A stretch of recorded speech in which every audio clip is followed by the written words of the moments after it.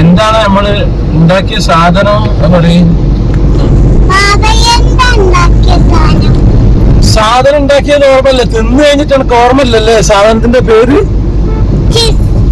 അല്ല, ആ പേര് നമുക്ക് പറഞ്ഞു കൊടുക്കേണ്ടവരോട്. ഇവരെ ഇതൊന്ന് കാണട്ടെ, മുഴുവൻ കാണട്ടെ അല്ലേ,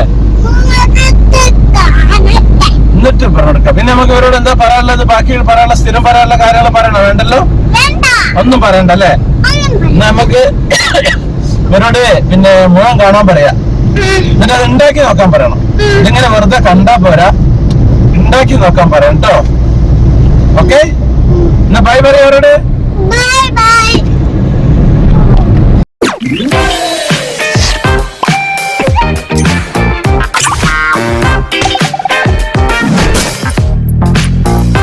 ഒരു തക്കാളി, ഒരു കോഴിമുട്ട, ഒരു സ്പൂണ് ഉലുവ, ഒരു അര സ്പൂണ് മഞ്ഞൾപ്പൊടി, ഒരു അര സ്പൂണ് ഗരം മസാല, പിന്നെ 2 വെളുത്തുള്ളിൻ്റെ പീസ്, പിന്നെ ചെറിയ കഷ്ണം ഇഞ്ചി, 2 ടേബിൾ സ്പൂൺ ഓയിൽ, 1 ഗ്ലാസ് അരി, ബസ്മതി അരി. ഇത് നമ്മുടെ കുക്കറിൽ ഞാൻ ഇരട്ടി വെള്ളം ആദ്യം ഒഴിക്കുക. 1 ഗ്ലാസ്സിന് 2 ഗ്ലാസ് വെള്ളം ഒഴിക്കുക. ഓയിൽ എന്ന് പറഞ്ഞത് വെളിച്ചെണ്ണയാണ്.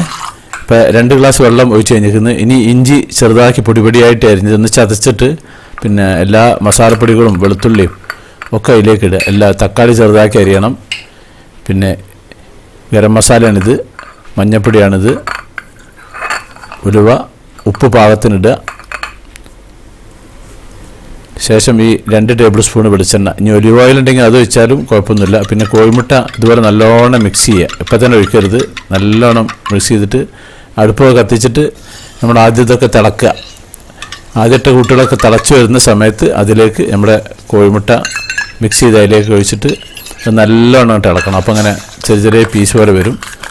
അത് കഴിഞ്ഞ ശേഷം നമ്മൾ അരി കംപ്ലീറ്റ് അതിലിടുക, കഴുകിയിട്ട്. ബസുമതി അരി നമ്മുടെ ഒരു മന്തീൻ്റെ അരി ഇല്ല, അതാണ് ഞാൻ ഉപയോഗിച്ചിട്ടുള്ളത്. 1 ഗ്ലാസ്സാണ്. എന്നിട്ട് അടച്ചു വെക്കുക. എന്നിട്ട് ഒരു 2 സ്റ്റീം കറക്റ്റ്. 1 സ്റ്റീമായി, വീണ്ടും 1 സ്റ്റീമായി. ഇനി ചൂടാറി കഴിഞ്ഞ ശേഷം കുക്കർ തുറക്കുക. അപ്പോൾ ഇതേപോലെ നല്ല കളർഫുള്ളായിട്ടുണ്ടാവും. എന്നിട്ട് കംപ്ലീറ്റ് നല്ലോണം അങ്ങോട്ട് ഇളക്കുക. കംപ്ലീറ്റ് ശരിക്കും ഇളക്കിയിട്ട് അത് നമ്മൾ പ്ലേറ്റിലേക്ക് ഇടുക, കഴിക്കുക. വേറെ കറി കാര്യങ്ങളൊന്നും വേണ്ട. ഇനി അച്ചാർ ഉപയോഗിക്കണേ അച്ചാർ ഉപയോഗിക്കുക. ഞാൻ പിന്നെ പൊതുവേ അച്ചാറും പപ്പടമൊന്നും ഉപയോഗിക്കാത്ത ആളാണ്. വെറുതെ കഴിച്ചാൽ തന്നെ നല്ല ടേസ്റ്റാണ്. അപ്പോൾ അതുപോലെ നിങ്ങളൊന്ന് ട്രൈ ആക്കുക, അടിപൊളിയായിരിക്കും ഈ റൈസ്. അപ്പോൾ നമ്മുടെ സാക്സ് വെറൈറ്റീസ് ചാനൽ നിങ്ങൾ ആദ്യമായിട്ട് കാണുന്നവരാണെങ്കിൽ അത് സബ്സ്ക്രൈബ് ചെയ്യാൻ മറക്കരുത്.